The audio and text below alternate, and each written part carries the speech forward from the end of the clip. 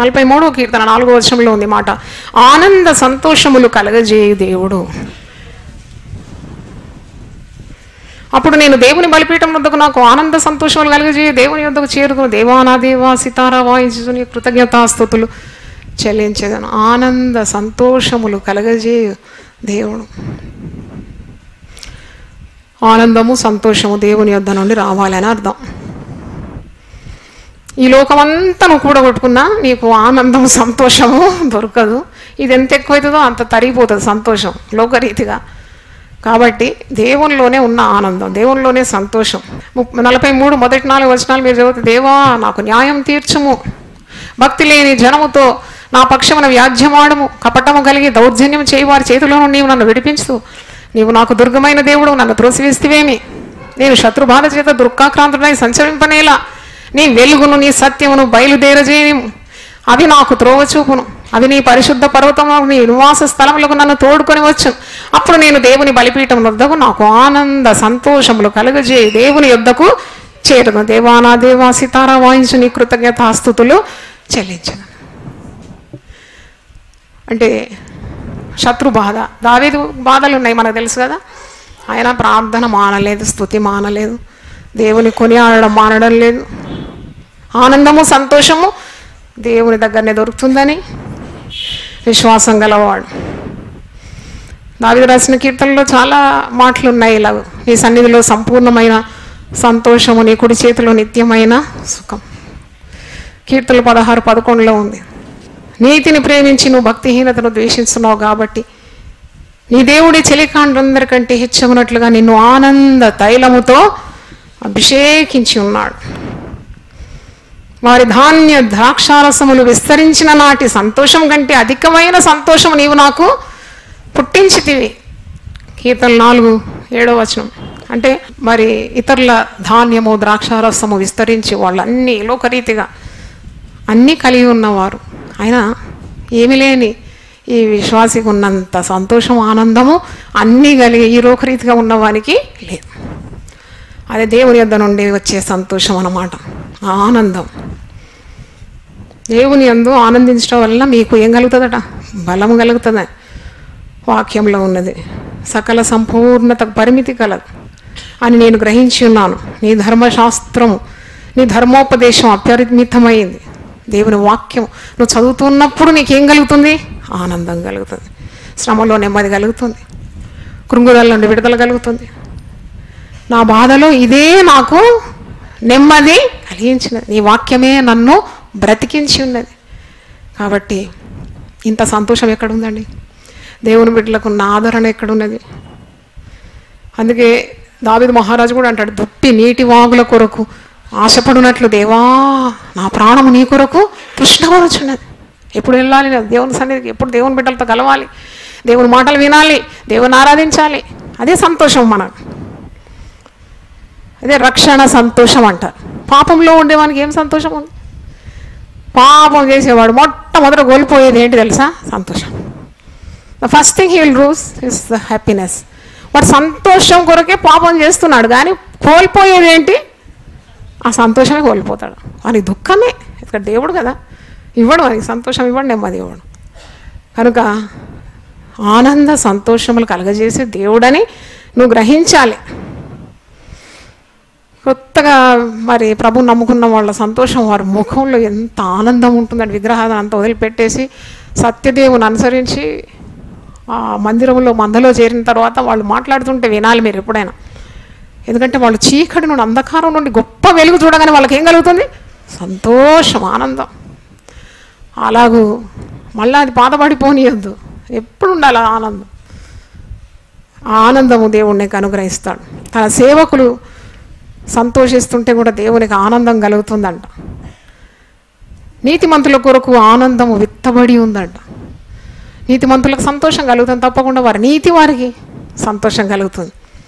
ఒక నీతిమంతుడు 10 పట్టణాల కంటే శక్తిమంతుడు అంట. ఎందుకంటే 10 అంటే హీస్ స్ట్రాంగర్ దాన్ 10 cities, ఏ క్లీన్ పర్సన్. అంటే వాని భక్తి, వానికి ధైర్యం, వాని యథార్థ ప్రవర్తన వానికి శక్తినిస్తుంది. వాడు దేవుని ఆజ్ఞలు మీరడం లేదు కాబట్టి వానికి ఒక ధైర్యము, ఆనందము, సంతోషం కలుగుతుంది అని అర్థం. ఆనంద సంతోషములు కలగజేయి దేవుడు. ఒకవేళ నువ్వు ఈరోజు దుఃఖములో ఆందోళనలో ఉంటే దేవుని దగ్గరికి ఇంకా రావాలి, ఇంకెక్కువ వాక్యం చదవాలి, ఇంకా ఎక్కువ పాటలు పాడాలి, ప్రార్థన చేయాలి. నీ దుఃఖము నిట్టూర్పు ఎగిరిపోతుంది, నిత్యానందము నీ తల మీద ఉంటుంది. దేవుని స్తోత్రం, హల్లెలూయా. నీ దుఃఖ దినములు ఆయన ఏం చేస్తాడు? సమాప్తం చేస్తాడట. చప్పట్లు కొట్టి దేవుని స్తుతిద్దాం. కార్యము సఫలము చేయు దేవుడు అని 57 కీర్తన 2వ వచనంలో ఉంది. కార్యము సఫలము చేయు దేవుడు. మహోన్నతుడైన దేవునికి నా కార్యము సఫలము చేయు దేవునికి నేను మొర్ర పెట్టుచున్నాను. ఈ కీర్తన రాసేటప్పుడు కూడా దావీదు చాలా భయము ఆందోళనలో ఉన్నాడు. సౌలు చేత తరమబడి ప్రాణ భయంలో ఉన్నాడు. కొండల్లో, గుట్టల్లో, గుహల్లో, అడవుల్లో దాచుకుంటున్నాడు. కానీ తన ప్రాణాన్ని దేవుడు కాపాడుతాడని దేవుణ్ణి ఆశ్రయిస్తున్నాడు. తప్పకుండా తన ప్రార్థనలన్నీ సఫలమవుతుందని దేవుడు తన విజ్ఞాపన అంగీకరిస్తాడు. తన ప్రాణమును కాపాడుతాడు, తన కార్యాలన్నీ కూడా సఫలం చేస్తాడని, ఆయనకి హాని సంభవించదని విశ్వాసంతో ఈ కీర్తన రాస్తున్నాడు. చదువుకునే వాళ్లకు పరీక్షల్లో పాస్ కావాలి, అది కార్యం సఫలం కావాలి. ఎదిగిన పిల్లలకు మంచి జతలు కావాలి. వివాహం అయితేనే వారి కార్యం ఏమైంది? సఫలమైంది. విడిపోయిన కుటుంబం తిరిగి కట్టబడితే కార్యం సఫలమైంది. కుటుంబంలో సమాధానం వచ్చిందండి సార్ అంటే every time there is a challenge in your life. ఒక సవాల్ ఎదుర్కొంటూనే ఉండాలి ప్రతిసారి. రక్షణ లేని వారు కూడా మనం ప్రార్థన చేస్తాం. వాళ్ళు రక్షింపబడ్డారంటే అబ్బా ఈ కార్యం సఫలమైంది, దేవుని దగ్గర మొరపెట్టినా నా ప్రార్థన దేవుడు విన్నాడు అని అంటావు. కానీ ఈ కార్యం సఫలం కావాలంటే నువ్వు ఊరికే చేతులు కట్టుకొని కూర్చుంటే కాదు. ఏం చేయాలి? నువ్వు ఏం చేయాలి? కార్యం సఫలం కావాలంటే ప్రార్థన చేయాలి. 16 సామెతలు 16:3 వచనం, నీ పనుల భారము యెహోవా మీద ఉంచు, అప్పుడు ఆయన నీ కార్యములను సఫలం చేస్తాడు. నీ సబుద్ధిని ఆధారం చేసుకోకుండా నీ పూర్ణ హృదయంతో దేవుని నమ్మిక ఉంచి, అప్పుడు నీ త్రోవ సరళము, నీ కార్యం సఫలమైతుంది, నీ త్రోవ సరళమైపోతుంది. అంటే ఆయన కార్యము సఫలము చేయు దేవుడు. దేవుడు నీ కార్యాలన్నీ కూడా సఫలపరుస్తాడు. 138వ కీర్తన 8వ వచనంలో కూడా ఇదే మాట ఉంది. యెహోవా నా పక్షమున కార్యము సఫలం చేయను, యెహోవా నీ కృప నిరంతరమును, నీ చేతి కార్యములను విడిచిపెట్టకు. నీ సమస్యలను నువ్వు ఆయనకు అప్పగించినప్పుడు, విశ్వాసంతో నువ్వు ప్రార్థించినప్పుడు ఆయన నీ కార్యము సఫలపరుస్తాడని ఈ నామం ద్వారా మనం నేర్చుకుంటున్నాం. అంటే దేవుని యొక్క ప్రణాళిక కూడా నీ పక్షాన నెరవేరాలి అని అంటే నీవు ప్రార్థన చేయాలి. ప్రార్థన చేయాలి. ఒక కార్యం జరగాలంటే ఎంత మనం ప్రయత్నించాలి. ఒక మంచి కార్యము చేయాలని తలంపురాగానే సాతానుడు గొడ్డలు నూరుతుంటాడు. అది విఫలం చేయాలని. ఎందుకంటే నిన్ను ఓడించడమే సాతాను చిత్తం.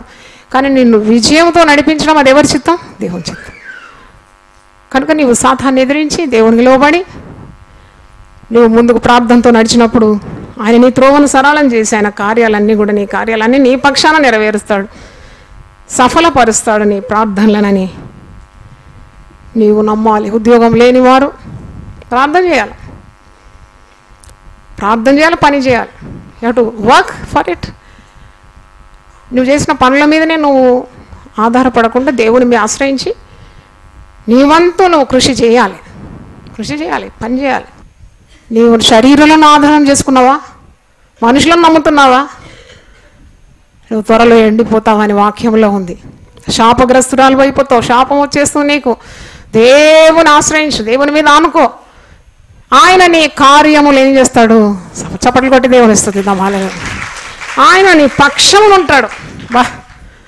విధవరాలు పక్షములు ఉంటాడట దేవుడు. నీ పక్షం నుండి వెళ్ళిపోతాడు ఎప్పుడైతే నువ్వు పాపము చేస్తావు. నీ ప్రార్థనలు ఇక వినాడు. ఎందుకంటే దేవుడు పాపుల ప్రార్థన ఎందుకు వింటాడు? కనుక చాలా జాగ్రత్తగా ఉండాలి. భర్త లేని వాళ్ళు, ప్రభువుని మించిన భర్త ఎవరు? నిన్ను సృజించిన వాడు నీకు భర్త అయి ఉన్నాడు. సైన్యములకు అధిపతి యెహోవా అని అతనికి పేరు. ఇశ్రాయేలు పరిశుద్ధ దేవుడు నీకు భర్త. ఆ భర్తను వదిలిపెట్టి ఈ లోకరీతిగా ఉన్న భర్తల వెంబడి వెళ్తే నీకు దెబ్బలు, అవమానము, శాపము, శిక్ష ఇవన్నీ అనుభవించాల్సి వస్తుంది. కాబట్టి నీ కార్యాలన్నీ సఫలం చేసి దేవుని యొద్ద నువ్వు మొరపెట్టాలి. చాలామంది విధవరాళ్ళండి, భర్త సహాయం లేకుండా చాలామంది ప్రార్థన చేసి కన్నీరు గార్చి వారి బిడ్డల కొరకు మొర్రపెట్టి గొప్ప స్థాయికి పిల్లలు తీసుకొని వచ్చినారు. సాక్ష్యాలు ఉన్నాయి, చరిత్ర ఉన్నది. అంటే దేవుని సన్నిధిలో మొరపెట్టినారంట. దేవుడు తండ్రి లేని వారికి సహాయకుడు, విధవరాళ్లకు న్యాయకర్త. చప్పట్లు కొట్టి దేవుని స్తుతించండి. నీకు ఇంకేం సహాయం కావాలి నీకు? కాబట్టి దేవుని సహాయమే పొందుకోవాలి. పురుషులైనా స్త్రీలైనా, ఇది స్త్రీలకే ఉపదేశం కాదు, ఇది పరిశుద్ధ గ్రంథం అందరికీ సమంగా ఉంది. పురుషులైనా వేరే మార్గాలు వెతకకూడదు సహాయం కొరకు. ఆయనే నీకు సహాయకర్త, ఆయన నీకు ఆదరణకర్త, నీ కార్యాలన్నీ కూడా నీ పక్షమున సఫలం చేసే గొప్ప దేవుడని నీవు నమ్మాలి. మరి ఇంకొక నామము, ఇంకొకటి అపోస్తలుల కార్యం 10వ అధ్యాయం 34వ వచనంలో ఉంది, దేవుడు పక్షపాతి కాడు. God is impartial, is not partial, is no respecter of persons అంట. దేవునిలో పక్షపాతము లేదు. ఎంత మంచి మాట అంటే, నన్ను సేవలో ఇంత నిలబెట్టి ఒక సంఘానికి ఒక కాపరిగా నిలబెట్టింది ఈ మాటనే నన్ను. ఎందుకంటే దేవునిలో పక్షపాతము లేదు. దేవుల్లో స్త్రీ అని పురుషుడని లేదు, గ్రీసు దేశస్థుడు హెల్లేనుడని లేదు, దాసుడని స్వతంత్రుడని లేదు. ఒకే రక్తము స్త్రీ కొరకు పురుషుని కొరకు చిందించినాడు కదా, ఒకే రక్షణ అనుగ్రహించినాడు, ఒకే పరలోకంలో మరి ఆయన చేర్చుకుంటున్నాడు, ఒకే నిత్య జీవం, ఒకే పరిశుద్ధాత్మ అందరి మీద, స్త్రీల మీద పురుషుల మీద గుమ్మరించినాడు. కానీ పెట్టే వారి పట్ల ఆయన నీతిగా న్యాయంగా ఉంటాడు కదా. ఆయన పక్షపాతము లేని దేవుడు. అన్యులని యూదులని కూడా ఆయనకు పక్షపాతం లేదు. అందుకే పేతురుకు ఆ దర్శనం వస్తుందన్నమాట. అపోస్తలుల కార్యం 10వ అధ్యాయం మీరు చదివితే పేతురుకు వచ్చిన దర్శనం. పేతురుకు వచ్చిన దర్శనం ఏంటి? పరలోకం నుండి ఒక దుప్పటి దింపబడుతుంది, దాంట్లో అన్ని రకాల మరి చతుష్పాద జంతువులు, పురుగులు, ప్రాకుడు పురుగులు ఇవన్నీ ఉన్నాయంట. అప్పుడు దేవుడు అంటున్నాడు వీటన్నిటి చంపి తినుమని. ఎవరు తింటారండి అది? అయితే అంతవరకు పేతురు అనుకున్నాడు యేసుప్రభుకి యూదులకు మాత్రమే దేవుడని. ఈ దర్శనం వచ్చిన తర్వాత కొర్నేలి అనే అన్యుడు, శతాధిపతి, కుటుంబంతో తెలియని దేవునికి ప్రార్థన చేస్తున్నాడు. యేసుప్రభు దేవుడు అని తెలియదు నేను. పేతురు అక్కడ నడిపింపబడతాడు. యేసుప్రభు యొక్క సువార్తను ఆ అన్య కుటుంబం, శతాధిపతి కుటుంబానికి ప్రభు యొక్క రక్షణ మార్గం బయలుపరుస్తాడు. అందరి మీద పరిశుద్ధాత్మ దిగిందట, అక్కడ ఉన్న వారి మీద అంతా. అంటే దేవుడు పక్షపాతి కాడు. వాక్యంలో ఉంది కదా, ఎందరు దేవుని అంగీకరిస్తారో వారందరికీ కూడా దేవుని కుమారులగుటకు ఆయన, అందరికీ తన్ను అంగీకరించిన వారందరికీ, తన నామమందు విశ్వాసం ఉంచే ప్రతి ఒక్కరికి కూడా తన కుమారులగుటకు ఆయన ఏమిస్తాడు? అధికారం ఇస్తాడు. అధికారం ఇస్తాడు. పక్షపాతము లేని దేవుడని అర్థం. మనుషులైతే పక్షపాతం చూపెడతారు. పెద్ద పెద్ద వాళ్ళు వస్తే వెంటనే ఎంత హడావుడిగా వాళ్ళని రిసీవ్ చేసుకుంటారు, ఎంత పెద్ద పెద్ద పీటలు వేస్తారు, కూర్చోబెడతారు, కావాల్సిన మర్యాదలన్నీ చేస్తారు. ఓ దీనుడు దరిద్రుడు లెక్క పెడతారా? లెక్క పెట్టరు. మళ్ళా రవ్వ అంటారు. చూడండి, పాపి అయినా, దీనుడైనా, వీధుడైనా, లెక్కలేనుడైనా మొరపెట్టినప్పుడు వెంటనే ప్రార్థనకు జవాబిస్తున్నాడు. ఆయనలో పక్షపాతము లేదు అని మనం అర్థం చేసుకోవాలి. అందుకే గలతీ 3వ అధ్యాయంలో ఈ మాట ఉంది, మీరు గమనించాలి. గలతీ 3:26 నుండి 28 వచనాలు. యేసుక్రీస్తునందు మీరందరూ విశ్వాసం చేత దేవుని కుమారులై ఉన్నారు. ఒక స్త్రీ కూడా కుమారత్వం పొందుకున్నది ప్రభు ద్వారా. పక్షపాతం లేని దేవుడు కదా, సన్ ఆఫ్ గాడ్ అనమాట. మీరందరూ దేవుని కుమారులు అని అంటున్నాడు. శారీరకంగా కుమార్తెలాగా ఉన్నారు కానీ దేవుని ఆత్మ పొందుకొని వారు దేవుని కుమారుల వలె ఉన్నారు. యేసుక్రీస్తునందు మీరందరూ విశ్వాసం వల్ల దేవుని కుమారులై ఉన్నారు. క్రీస్తులోని బాప్తిసం పొందిన మీరందరూ క్రీస్తును ధరించుకొని ఉన్నారు. ఎవరిని ధరించుకున్నారు? క్రీస్తును ధరించుకొని ఉన్నారు. ఇందులో యూదుడని, గ్రీసు దేశస్థుడని లేదు, దాసుడని, స్వతంత్రుడని లేదు, పురుషుడని, స్త్రీ అని లేదు. యేసుక్రీస్తునందు మీరందరూ ఏకముగా ఉన్నారు. Oneness in the lord, oneness in the spirit. ప్రభువులో ఒక్కరిగా ఏకంగా ఉన్నాం. పక్షపాతము లేని దేవుడు. ఆయన అంటున్నాడు, యేసుక్రీస్తునందు మీరందరూ ఏకమై ఉన్నారు కదా. స్త్రీ అని పురుషుడని లేదు కదా. మీరందరూ విశ్వాసం వల్ల ఏమై ఉన్నారు? దేవుని కుమారులై ఉన్నారు. చెప్పండి కూడా దేవుని స్తుతిద్దాం.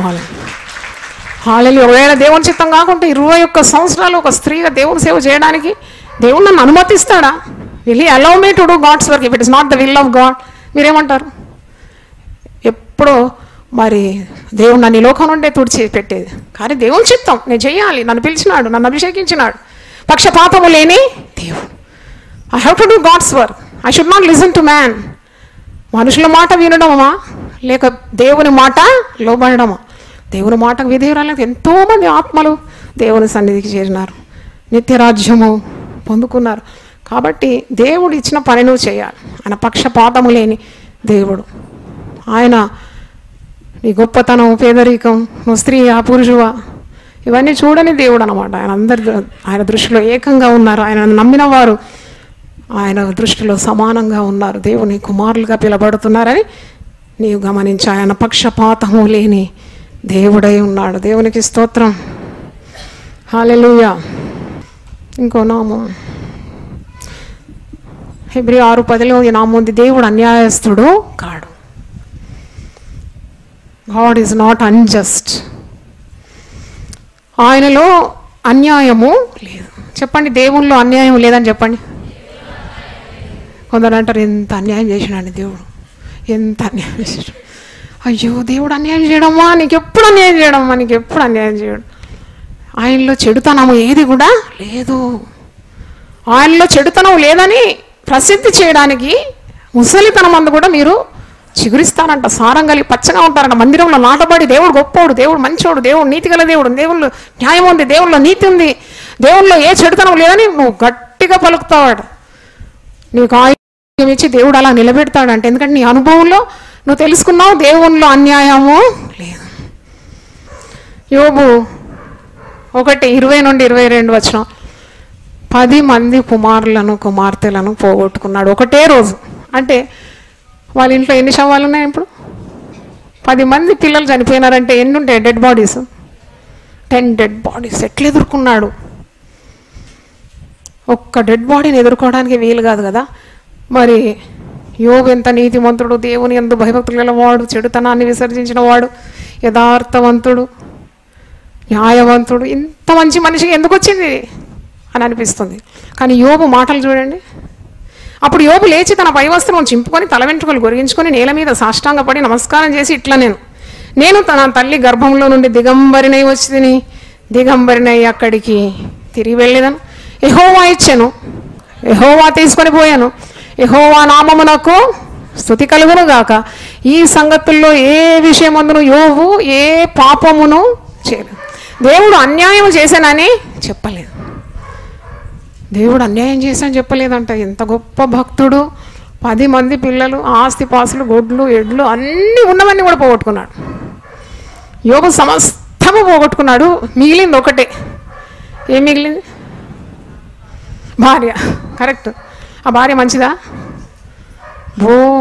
చావు అంటుంది భార్య. నువ్వు దేవుణ్ణి దూషించి నువ్వేం చేయి, చావు. ఎందుకు బతుకున్నావు? దేవుడు దేవుడు దేవుడు అని. దేవుడు ఏం చేసిండు? అన్నీ పోగొట్టుకున్నావు కదా. అంటే కూడా దేవుడు అన్యాయం చేశానని చెప్పలేదంట. తన నోటితో ఏ పాపము చేయలేదంట. దేవుడు ఇచ్చినాడు, దేవుడు తీసుకున్నాడు. నేనేం చెప్తాను దేవుడు అన్యాయస్తుడని? అంటే దేవునిలో అన్యాయం లేదు అని ఆ భక్తుడు అంటున్నాడు. నువ్వు నేను కూడా ఏమనాలి? దేవునిలో అన్యాయము లేదు. దేవుడు నీతిమంతుడు, దేవునిలో న్యాయం ఉన్నది, దేవుడు అన్యాయస్తుడు కాడు. తన దాసుల కంట ఒక గిన్నెడు చల్లనీరిచ్చినా నువ్వు ఆ ఫలము పోగొట్టుకో. ఎందుకంటే హెబ్రీ 6:10 ఉంది, నువ్వేం కార్యం చేసినా దానికి నువ్వు ఫలం పొందుకుంటావు. మీరు చేసిన కార్యము, మీరు పరిశుద్ధులకు చేసిన ఉపచారము, ఇంకా ఉపచారం చేయించిన చేత తన నామను బట్టి చూపిన ప్రేమను మరుచుటకు దేవుడు అన్యాయస్తుడు కాడు. నువ్వు దేవుని కొరకు చేసిన పనులు, నీ కుటుంబం కొరకు చేసిన ప్రయాసం, నువ్వు చేసిన ప్రార్థనలు, నువ్వు గడిపిన గంటలు దేవుని సన్నిధిలో కార్చిన కన్నీరు, వీటన్నిటికి లెక్క ఉందండి. నువ్వు లెక్క మర్చిపోతావు, కానీ దేవుని దగ్గర అంత పక్కా రికార్డు ఉంటుంది. నువ్వు పెట్టిన మొర, చేసిన ప్రార్థనలు, ఇవన్నీ ఆయన లెక్కలోకి తీసుకుంటాడు. అందుకే అంటున్నాడు, నువ్వు చేసిన మంచి పనులు, పరిశుద్ధులకు ఉపచారం చేసినావు, పరిచర్య చేసినావు, ఆతిథ్యం ఇచ్చినావు, దైవ కార్యాలు చేసినావు, ప్రభు కొరకు ప్రయాసపడినావు, ఇవన్నీ మర్చిపోవడానికి దేవుడు అన్యాయస్తుడు కాడు. చప్పట్లు కొట్టి దేవుని స్తుతిద్దాం. హల్లెలూయా. దేవుడు అన్యాయస్తుడు కాదు. అంటే నీ కుటుంబంలో నువ్వు పడిన దెబ్బలు, నిందలు, అవమానాలు, భర్త యొక్క చెడ్డ మాటలు, దూషణలు, ఇవన్నీ పడినావు, కుటుంబం కొరకు పడినావు. నువ్వు అనుకుంటున్నావు అంత దేవునికి ఏం తెలుసు? దేవునికి అన్నీ తెలుసు. నువ్వెంత కష్టపడినావు, నీ బిడ్డలంతగా ఆశీర్వదిస్తాడు. దేవుని స్తోత్రం. హల్లెలూయా. ఆమెకు 3 సంవత్సరాలప్పుడు దేవుడు నాకు దర్శనం ఇచ్చే సేవ ఆరంభించినాను. She was 3 years old. ఈ సాక్ష్యం నేను తప్పకుండా చెప్పాలి. దేవుని మహిమ నిమిత్తం చిన్న బిడ్డ వదిలేసి నేను హౌస్ విజిటింగ్ పోయేది, సేవకు పోయేది, పని మనుషుల చేతిలో ఇచ్చి. అసలు చేరీలకు అసలు తల్లి వెచ్చదనం తెలియదు. ఎందుకంటే 3 సంవత్సరాలకు వదిలేసి పని మనుషుల చేతిలో ఇచ్చి వెళ్ళిపోయేదాన్ని. బ్యాంకులో పని అప్పుడు సేవ చేయాలని ఆశ, దర్శనం. అప్పుడు ఆ బిడ్డకు అసలు తల్లి వెచ్చదనం దొరకలేదు కదా అని అనిపిస్తుంది నాకు. కానీ దేవుడు అన్యాయస్తుడా? ఆ బిడ్డను ఒక్క పైసా ఖర్చు చేసేది లేదు. దేవుడు గొప్ప ఉద్యోగం ఇచ్చి, మంచి చదువు ఇచ్చి, ఆ బ్యాంక్ వారే ఆమెను మొత్తం ఖర్చు అండి, పైసా మనం పెట్టలేదు. లండన్ పంపించినారు.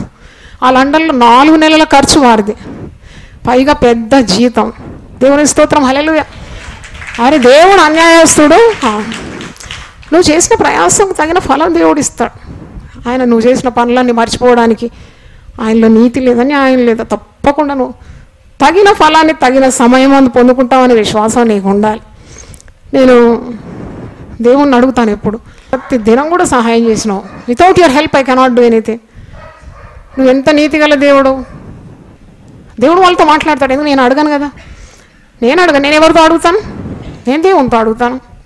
దేవుడు వాళ్ళతో మాట్లాడతాడు. నా విశ్వాసం ఏంటంటే దేవుడు మాట్లాడితే తప్పకుండా వారు తెచ్చి ఇవ్వాల్సిందే. They cannot remain peaceful. కనుక అలాగూ దేవుడు ఈ సేవను దీవించినాడు కదా. ఎవరు చూసినా ఆశ్చర్యపోయే రీతిగా యునైటెడ్ పీపుల్ ఫెలోషిప్ను దేవుడు దీవించినాడు. అంటే ఆయన నమ్ముకుంటే మనకు ఎప్పుడు కూడా మోసము లేదు. మమ్ము చేయని దేవుడు, ఈ నమ్మకాన్ని. ఆయన అన్యాయస్తుడు కానీ కాడు. అందుకే 1 కొరింథీ 15:58 ఉంది. కాగా నా ప్రియ సహోదరులారా, మీ ప్రయాసము ప్రభువునందు వ్యర్థము కాదని ఎరిగి స్థిరులను కదలని వారును ప్రభు కార్యాభివృద్ధి అందు ఎప్పటికీ ఆసక్తులనై ఉండడు. ప్రభు కార్యం చేయడానికి ఎప్పుడు నీకు ఆసక్తి ఉండాలి. ఎందుకంటే నీకు ఇచ్చినాడు ఆ తరుణం దేవుడు. ఎప్పుడు ఆసక్తి కలిగి స్థిరంగా ఉండి 2 తలంపుల మధ్యలో తడబడు, చేయాలన్నా వద్దా, పోవాలన్నా వద్దా, అంతే. దేవుడు చెప్పినాడా చేయి, ఒక అడుగు ముందే. పేతురు నీళ్ళ మీద నడిపించిన దేవుడు నీకు తోడు ఉంటాడు. నీ కార్యాలన్నీ సఫలం చేస్తాడు, దర్శనాన్ని నెరవేరుస్తాడు, వనరులను ఇస్తాడు. మీ ప్రయాసం వ్యర్థం కాదు. మీరు కదలని వాడుగా ఉండాలంట, కదలొద్దంట. దేవుని కార్యాల్లో స్థిరంగా ఉండాలి. ప్రభు కార్యాభివృద్ధి ఎప్పటికీ ప్రభు కార్యాభివృద్ధి అందు ఆసక్తులై ఉండడు. ఎందుకంటే దేవుడు అన్యాయస్తుడు కాడు. ఆయన కనుదృష్టి అందరి మీద ఉంది. అందరి హృదయంలో నెరిగిన వాడు, అందరినీ చూసే దేవుడు. 7 కన్నులు గలవాడంట. భూలోకమంతటైన కన్నులు సంచరిస్తూ ఉంది. యథార్థంగా ప్రవర్తించే వారిని బలపరచుటకై యెహోవా కనుదృష్టి లోకమంతా సంచరిస్తుందట. లోకమంతా సంచరిస్తుందట. నువ్వు పవిత్రమైన హృదయంతో ఉండి దేవునికి భయపడి దేవుని నియమాల్లో ఉంటే ఆశీర్వాదాలన్నీ నీవే. ఇంకెక్కడ పోతుంది? దేవుడు తన బిడ్డలను దీవించకుండా ఇంకెవరు దీవిస్తాడు? నామముల చేత బలపడినాం. ఒక్కొక్క నామం నేను చెప్తుండగా 2 చేతులు ఎత్తి దేవుని మహిమపరచండి. ఆనంద సంతోషములు కలగజేయి దేవుడు. నా కార్యము సఫలము చేయి దేవుడు. దేవుడు పక్షపాతి కాడు, దేవుడు అన్యాయస్తుడు కాడు. హల్లెలూయా. ప్రార్థన చేసుకుందాం. ప్రభువా నీ పరిశుద్ధ నామమునకు స్తోత్రం తండ్రి. గొప్ప దేవుడు అని నాయనా, ఉత్తరవాది మాకున్నావని నువ్వు మాట్లాడినావు. అందరి హృదయములను ఎరిగిన వాడవని మేము ధ్యానించినాం. గొప్ప దేవా నాయనా, నా కార్యము సఫలము చేయి దేవుడని ప్రభువా మేము ధ్యానించినాం. అన్యాయస్తుడు కావని, పక్షపాతి కావని ప్రభువా ఎన్నో నామములు, కోట్ల నామములతో నిన్ను స్తుతింపదగినది నాయనా. నీకు స్తోత్రం. మాకు ఇచ్చిన ఈ రక్షణ కొరకు వందనాలు చెల్లిస్తున్నా, ఈ ఆనందం కొరకు వందనాలు చెల్లిస్తున్నా, ఈ భాగ్యం కొరకు మేము స్తుతిస్తున్నాం. ప్రతి హృదయాన్ని తట్టి తాకి పవిత్రమైన మార్గంలో నడిపించమని యేసు నామములో అడిగి వేడుకుంటున్నాను తండ్రి. ఆమేన్. హల్లెలూయా. దేవుడు మన సమృద్ధిగా దీవించును గాక. ఆమేన్.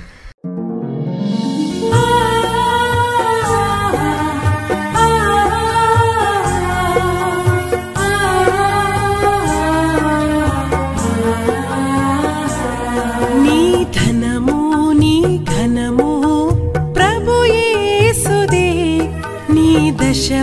భాగమునీయ వెనుదీతువా నీ ధనము నీ ఘనము ప్రభు యేసుదే నీ దశమా భాగమునీయ వెనుదీతువా ధరలోన ధనధాన్యములనీయగా కరుణించి కాపాడి రక్షింపగా ధరలోన ధనధాన్యములనీయగా కరుణించి కాపాడి రక్షింపగా